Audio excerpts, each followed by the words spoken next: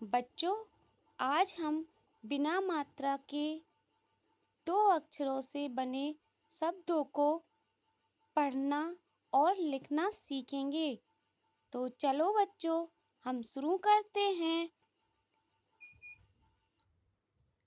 म ने, ध ने,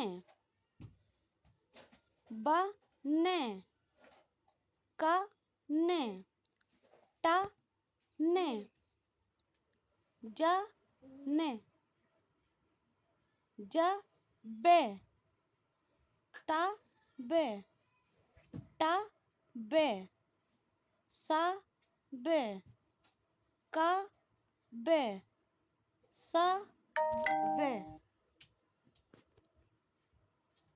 क रे, प रे, च रे, भ रे, ड रे, न रे।